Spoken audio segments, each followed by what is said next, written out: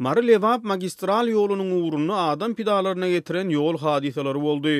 Türkmenistanyň dürli künjeklerinden awtowulaw helakçylikleri barada habarlar gelip gowuşýar. Azatlygyň ýurdun içindäki habarçylary Mary Lewap we Daşoğlu welaýatlaryna ýygymlaşýan soňky pajaly wakalar barada habar berýärler. 13 awgust günü Mary Lewap magistral ýolunyň 200-nji kilometrini, ýagny Türkmenabad şäherinden takminan 50 kilometr aradaşlykda ýol helakçylyk hadisesi boldy. Helakçylikli hadisede adam ýitkileri hem boldy. Lexus kysymly ýeňil ulag bilen Opel Zafira kysymly awtowulaw sagatda 175 kilometr bilen ýokary tüýdükde biri-birini garama-gara gelip urýar. Netijede 8 adam hadisanyň bolan ýerine jan berýär. 2 adam tiýit kömek bilen äkidilip Lewap keselhanasynyň reanimasiýa bölümine ýatyrylýar. Olaryň ýagdaýy agyr diýip Azatlygyň Türkmenistanyň habarçysy maglumat berdi. Ol şol bir magistral ýoluň ugrunda soňky 2 günüň dowamyny ikinji gezek ýüze çykan ýol helakçyligi barada maglumat berdi. 14 awgust günü gije sagat 2-3 töwereklerini Mary Lewap aralygyny kire edýän Toyota Avalon kysymly ýeňil maşyn Türkmenabad şäherine 15 kilometr golaýlanyny tiýdigini saklap bilmän köçäniň gyrasyndaky bordyura agdarylýar. Ulugdaky 3 adam şol ýerde 2 adam bolsa Lewap hastahanasyna jan berýär diýip habar çaýtdy. Ol pajgaly ýol helakçylikleriniň ýurdun Demirgazyk welaýatyna da köpelýändigini habar berdi. Şeýle wakalar soňky bir hepdede Daşowulda hem köpeldi. Bir hepdäniň içinde Daşowulda maşyn hadisesinden 8 adam öldü. 15 adam agyr şiket alyp keselhanada bejerge alýar diýip habarçy belledi. Onuň habar bermegine görä ýol hadisalarynyň ýygymlaşmagy raýatlarda dürli soraglar döredýär. Azatlygyň habarçysy raýatlaryň polisiýanyň ýol gödäwçilik gullugynyň inspektorlarynyň ýol açan korrupsiýa hadisalaryndan nägilediklerini habar berdi. Şeýle-de onuň sözlerine görä ýerli ýaşaýjylar ýollaryň uğruna fotoradar oturdulmagyna isleg bildirip,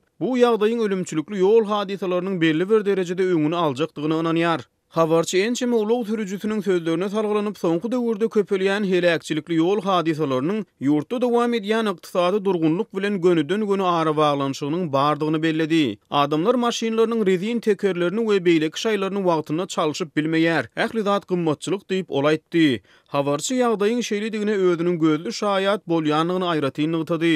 Türkmenistanyň köpçüliklüğün media terişlerine ýurtdaky adam pidalaryna getirýän pajgaly ýol hadisalary barada maglumat berilmeýär. Ýatladyp geçdik mundan ozal apreliň ortasynda Aşgabatyň etegindäki göýökdere jülgüsine barýan ýolda bolup geçen awtobus helakçyligi we onuň netijesinde wepat bolan 17 pida barada Azatlygyň habarçylary maglumat beripdi.